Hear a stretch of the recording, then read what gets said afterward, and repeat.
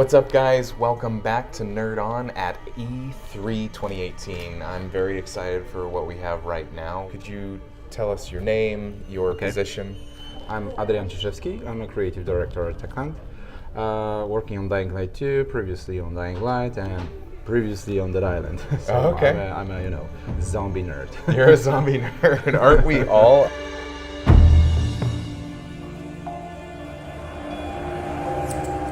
We just got to see a live demo, and you take Dying Light 1 and you take it to 11. Yeah. I mean, it's beautiful. I got chills because there were some, you could of course see the inspirations from Dying Light 1 that carried over, like the DNA of Dying Light. Yeah. And then there were so many moves, like so many parkour moves that you were like, in the first one you went, oh man, I wish I could do this. And this one you're like, you can now.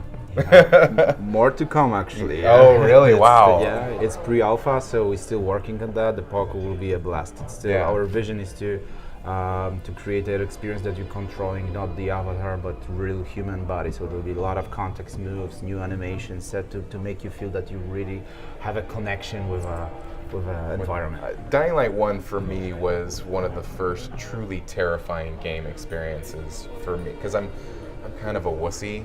And so a friend of mine was like, hey, you should play Dying Light 1. I think you're going to dig it.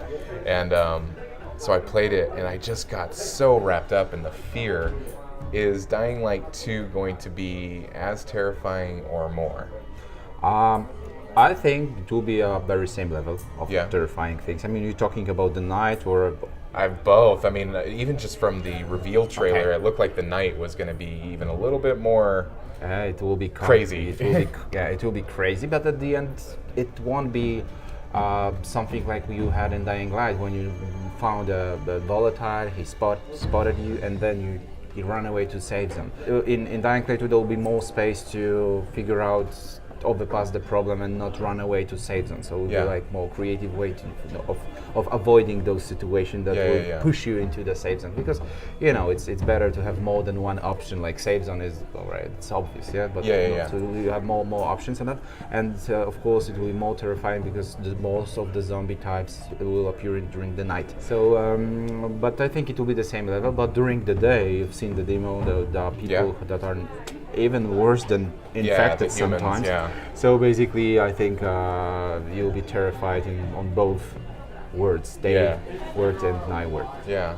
Could you sum up the biggest thing that you learned from 1 that you applied to 2?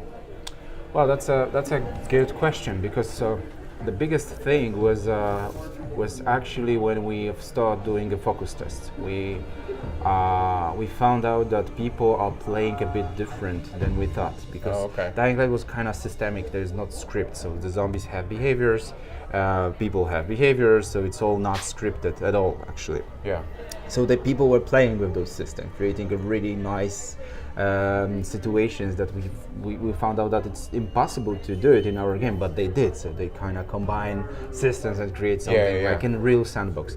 But we found out that in Dying Light 2 there should be more freedom to players, like more sandbox experience, more systemic things that player can figure out to give players possibility to express themselves even further than it was in the first game. So that was something we learned from the Dying Light 1, and later was this choices and consequences, because that was a silly thing for us.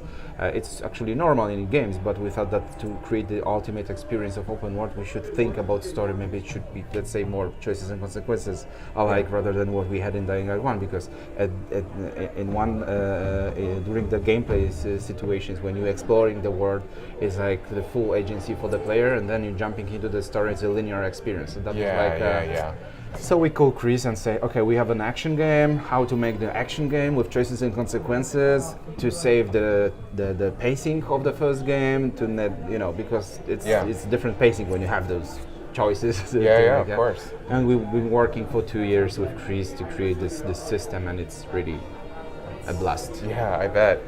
Now, for fans of the original, how does Dying Light 2 relate to Dying Light?